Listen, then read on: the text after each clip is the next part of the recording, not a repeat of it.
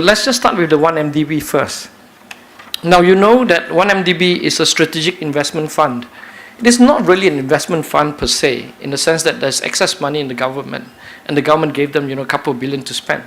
That's not the case. You really have to get to grips with the fundamental issue, which is they borrowed money. This is a fund built on borrowed money. And the way they borrowed it is quite simple. They go to the bank and they say, I need a couple of $1 billion. And so, do you have a business model? No, I don't. Then how are we going to give you the money? The government is going to guarantee it. So basically it's based on the government guarantee, and they were able to borrow about 4%, 5%. And implicitly, explicitly, the government guarantees the fund. Now, if you run such a fund, a strategic fund of this nature, the first order of business is to make sure that you buy assets that gives you better return than 4 to 5%. So you can service the least you can do is service your interest and make sure you get the return back. That hasn't happened. They went and borrowed up to 11.6 billion US dollars or 42 billion ringgit. They bought a lot of assets. They bought land. There's nothing strategic about land unless you're in Hong Kong. Malaysia's got ample land. They bought a lot of land. They bought government land at very low prices. This is the irony. Government land they bought at very low prices, and then they revalued this land in order to pad up their investment portfolio. Okay?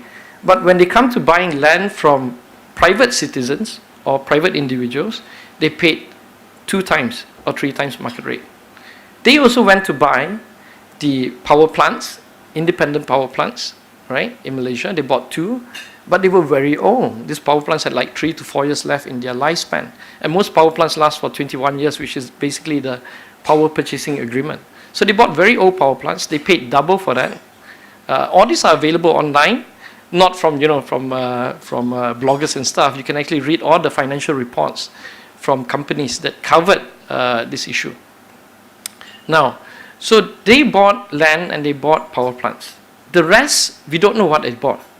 So The Edge, which is a reputable financial paper in Malaysia, they have a paper in Singapore as well, did a lot of research on this matter, and it's better to quote them, otherwise I'll get sued. The Edge has reported that there's somewhere between 17 billion ringgit to 25 billion ringgit is unaccounted for. They cannot produce an asset to match those investments. So that is the whole. That is the real story on 1MDB. This massive hole, 42 billion in debt, of which missing assets are 25 billion. Now, how does this relate to the recent story about the bank account? Now, I want to take you back a bit to a week ago, last week, when a Swiss guy with the name of Javier Justo was arrested in Koh Samui. I'm sure some of you might have read about this. Now, he worked for a company called Petro Saudi. Now, Petro Saudi was a company that did the very first 1MDB deal. Now, I'll tell you this story to illustrate to you what actually goes on in the micro level, other than the macro picture of them, not being able to produce assets to support what their borrowings. The Petro Saudi deal is a joint venture. In the simplest term, Petro Saudi claims to have assets in Turkmenistan and Argentina. 1MDB had $1 billion to spend, right? They formed a new joint venture company. We call it a NewCo, and someone put in the assets, and the other guy put in the cash. And 1MDB is supposed to get 40% out of this deal, and 60% remains with Petro Saudi. This deal was signed. The company was formed 10 days before signing, all right? In the deal, and because I'm a corporate lawyer, I read it, I nearly fell off laughing. The audacity of the deal. There was no financial or legal due diligence attached. There was no references to anything of that sort. There's no valuation report on what the value of the Turkmenistan or Argentina oil fields are, right? So what you had was a transaction that looked very strange, rushed through, and in addition to everything else, Petro Saudi pumped in 700 million US dollars into this company just before signing. And once the 1 billion went in, the new company with the 700 million US dollar, had to repay it back to Petro Saudi. So basically, they devised a way to remove this money, push in the money within a few days, and then removed it immediately. So that's what we saw. And the audacity of the agreement requested 1MDB to do a valuation report on the Turkmenistan and Argentina assets within 3 days of signing. They are putting $1 billion. The guy who is pushing these assets has not produced a report, and the buyer, the guy who's coming in to buy a stake, has to produce a valuation report within 3 days. I don't think you can fly to Turkmenistan to actually look at the assets within 3 days. What less than produce a report? So what we saw is this: a really dodgy deal at many levels with very questionable terms, and that, my friends, is the first ever 1MDB deal, and that was in 2009.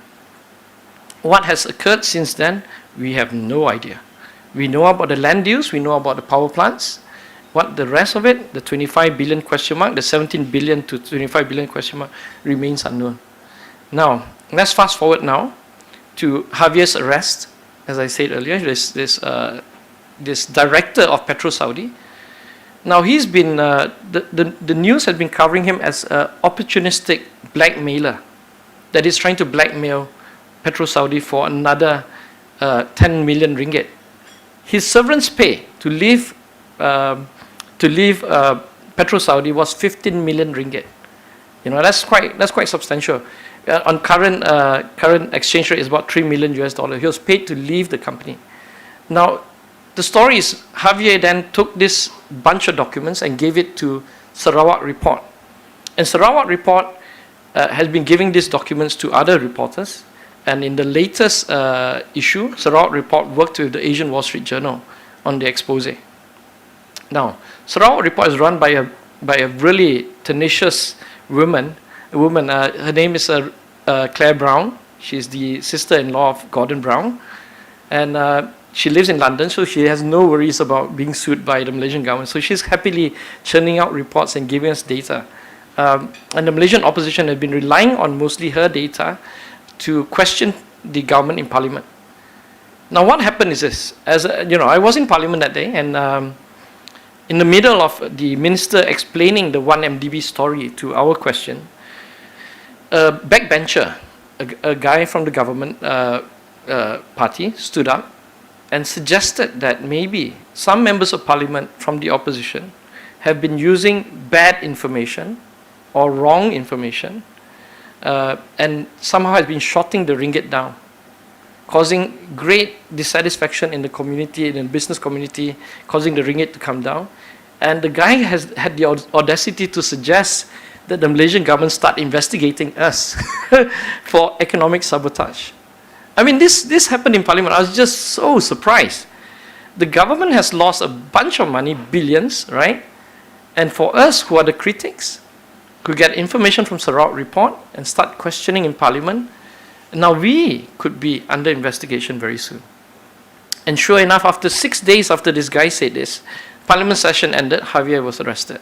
And the new narrative emerged immediately that the Malaysian government believes that Javier tampered with all the documents that they supplied to Sarawak Report, and therefore it's open season on the opposition. Now this is the level that the Malaysian government operates, and you have to be there to believe, what they're willing to do. In Parliament, they passed a law called the Sedition Act. Well, they amended to the Sedition Act. They strengthened it. They passed a law to bring back indefinite detention without trial. So if you come to Malaysia and you do certain things and the government is not happy with you, they might just pick you up and throw you in jail forever. There is no recourse for any judicial review or nothing. You can't do a habeas corpus application to get any form of justice.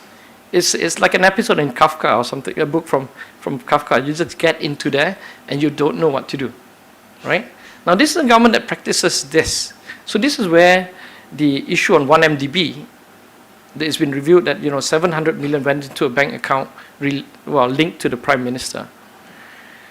What are they willing to say now? Are they willing to say that the Asian Wall Street Journal is working with Dr. Mahathir in a political sabotage, trying to remove the Prime Minister? He claims that he's been elected democratically, but if you bring any observer of any repute, Malaysia doesn't have free and fair election. We all know that. So where will this story carry through? what we know so far, and this is a bit of a speculation, is the fact that if you want to investigate bank accounts in Malaysia, the only authority that can do that is the central bank. So a lot of us suspect that the central bank authority or someone in the central bank is the whistleblower on this particular case. And we shall see whether tomorrow there will be a parliamentary session. I'm not hopeful of that, but there might be commotion Malaysian style in parliament, at the gates possibly. And I've actually instructed my lawyer to be on standby because I fly back tomorrow to KL to meet me in the airport just in case. So I think that's the bit I want to talk about 1MDB.